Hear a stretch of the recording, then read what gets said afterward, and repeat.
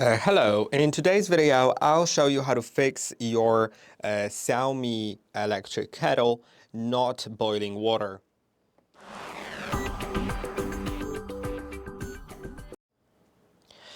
First of all, ensure that the water level is between the minimum and maximum line.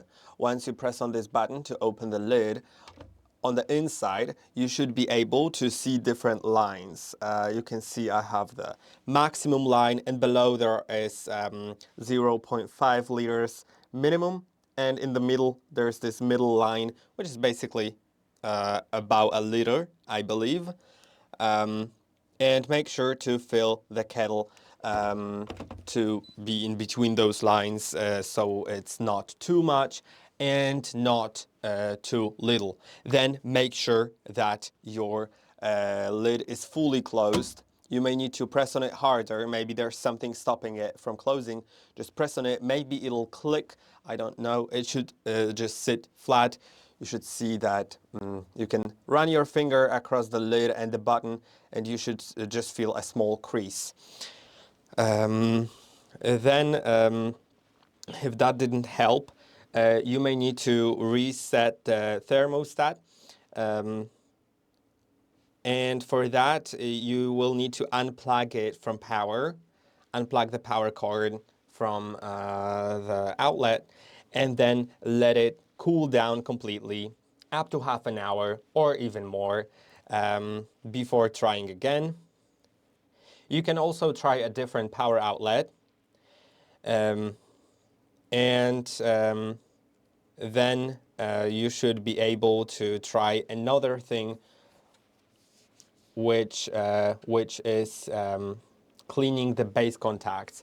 While the kettle is unplugged from power, you can remove the kettle and then clean the contacts on the charging base with a soft brush to make sure they are fully clean.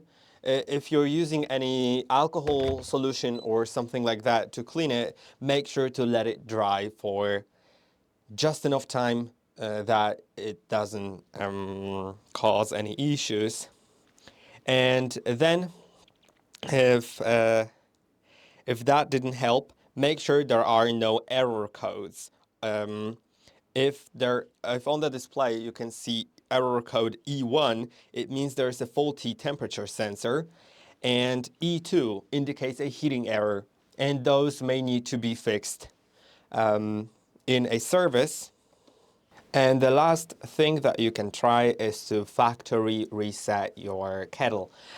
In order to do it, if your kettle is in standby mode, which means it's plugged in, turned on, but not currently in boiling or keep warm, so none of the buttons are lighting up, you should start pressing and holding both of the buttons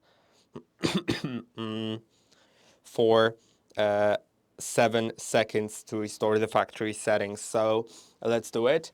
I'll press and hold on both buttons.